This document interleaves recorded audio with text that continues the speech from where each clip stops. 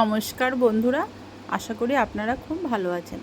আজ আমি একটা নতুন রেসিপি নিয়ে চলে এসেছি। পুরনো দিনের কাতলা মাছের কাসন পোড়া ঝোল। খেতেও যেরকম সুস্বাদু, দেখতে কিন্তু খুব লোভনীয়।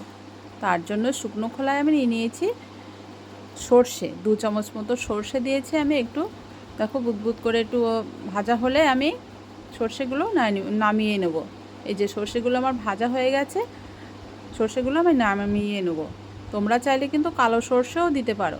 এবার আমি সেই কড়াই দিয়ে দিলাম সর্ষের তেলটা আমার পুরো গরম হয়ে গেছে। মাছগুলো আমি এক এক করে দিয়ে ভাজা করে তুলে নেব। মাছগুলো আমি লবণ হলুদ মাখিয়ে রেখেছিলাম, সেই মাছগুলো আমি দিয়ে দিলাম। এভাবে আমি মাছগুলো ভেজে তুলে নেব। রান্নাটা কিন্তু খুব ভালো হয় খেতে, হালকা পাতলা, আর মুখে স্বাদ বদল হয়।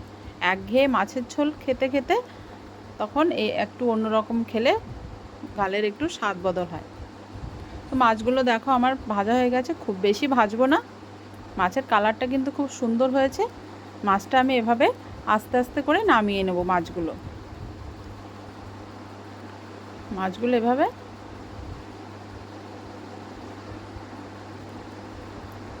তোমরা কখনো এভাবে রান্না করেছো নাকি কমেন্টে জানাবে কিন্তু।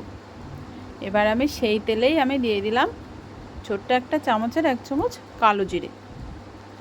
কালো জিরেটা একটু গন্ধ বেরোলে আমি দিয়ে দিলাম কাঁচা লঙ্কাগুলো ফাটিয়ে রেখেছিলাম আমি, 6টা-7টা কাঁচা লঙ্কা দিয়ে দিলাম। একটু দিয়ে দিলাম হলুদ গুঁড়ো। এবার আমি দিয়ে দেবো জলটা কিন্তু গরম জল দেবে। গরম জলটা দিলে তরকারির স্বাদটা কিন্তু খুব ভালো হয়। এবার আমি ঝোলটা ফুটে গেছে, এবার আমি দিয়ে দিলাম মাছগুলো, দিয়ে 10 মিনিট ফোটাবো।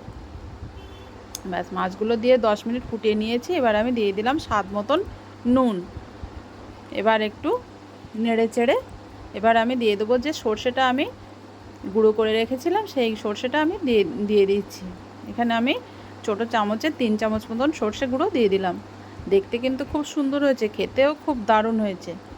এভাবে একবার রান্না করে দেখো, খুব ভালো লাগে খেতে। একদম হালকা পাতলা ঝোল।